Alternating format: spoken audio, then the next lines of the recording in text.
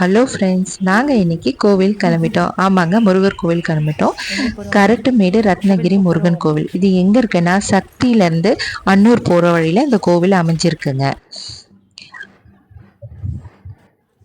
Walkable டிஸ்டன்ஸ்ல இந்த கோவில் இருக்கு. மலை மேலதான் முருகர் இருக்காரு. பூக்கடை கோவிலுக்குள்ளேயே இருக்குங்க. அதுவும் இல்லாம பைக்கு கார் பார்க்கிங்லாம் நல்லா ஸ்பேஷியஸாவே இருக்கு. எடுத்த உடனே நம்ம விநாயகர் சன்னதி தாங்க. படிக்கட் பார்த்தீங்கன்னா 100லேருந்து 200க்குள்ள தாங்க இருக்கும். இடும்பன் சன்னதி. முருகப்பெருமானுக்கு முதல்ல காவடி எடுத்தது இடும்பன் தாங்க. இந்த கோவிலோட புராண வரலாறு என்னன்னா, சூரபத்மன் எல்லா தேவர்களையும் கொடுமைப்படுத்தினாரு. இந்திர பகவான் சூரபத்மன் கொடுமையிலிருந்து தப்பிக்கிறதுக்காக இந்த கோயம்புத்தூர் ரத்னகிரியில ஒளிஞ்சுக்கிட்டாரு. முருகன் பெருமாள் கிட்ட வேண்டிக்கிட்டாராம். முருகன் பெருமாளும் இந்திரனை காப்பாற்றுவதற்காக இந்திரனை அவரோட மயில் வாகனமா மாத்திட்டாராமா. இதான் இந்த கோவிலோட வரலாறுங்க. இந்திரதேவன் முதல்ல மயிலா மாறினது இந்த ரத்னகிரி கோவில் தான் சொல்றாங்கங்க. இப்போ நாங்கள் போனப்போ பார்த்தீங்கன்னா நிறைய மாறி இருக்குங்க. நாங்கள் ஃபர்ஸ்ட் போனதுக்கும் இப்போ போனதுக்கும் நிறைய மாறி இருக்கு. ரொம்ப அழகாக இருக்குது இந்த கோவில். நீங்கள் இந்த கோவிலுக்கு வந்தீங்கன்னா எனக்கு ஒரு கமெண்ட் பண்ணுங்கள். இங்கேருந்து பார்த்தீங்கன்னா ஊட்டி மலை தெரியுங்க.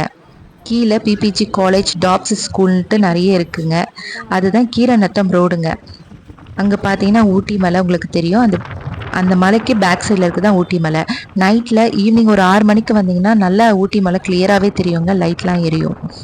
நல்லாயிருக்கும். இங்கேருந்து பார்க்கவே அவ்வளோ அழகாக இருக்கும். ரொம்ப அழகாக இருந்துச்சுங்க இந்த கோவில். இந்த கோவில் விட்டு போகவே எனக்கு மனசு இல்லை. நிறைய கட்டிகிட்டு இருக்காங்கங்க. இன்னும் நிறைய அரேஞ்ச் பண்ணுவாங்க நான் நினைக்கிறேன்.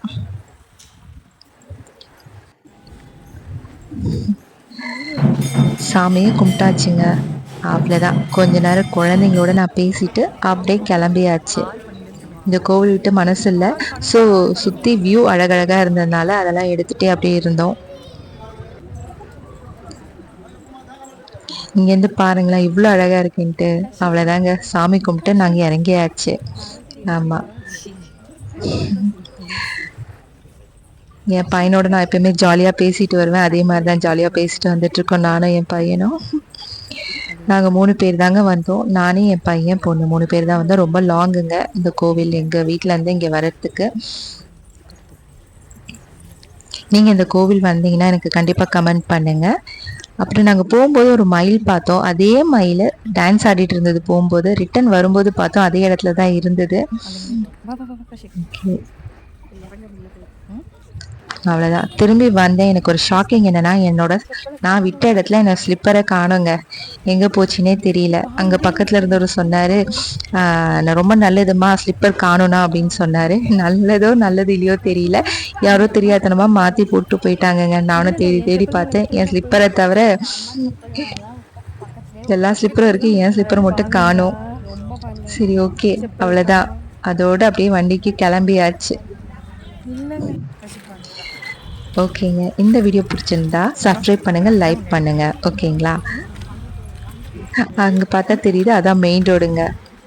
அங்கேருந்து 2 மினிட்ஸில் இந்த கோவிலுக்கு வந்துடலாம். ஓகே ஃப்ரெண்ட்ஸ், பாய், டாட்டா.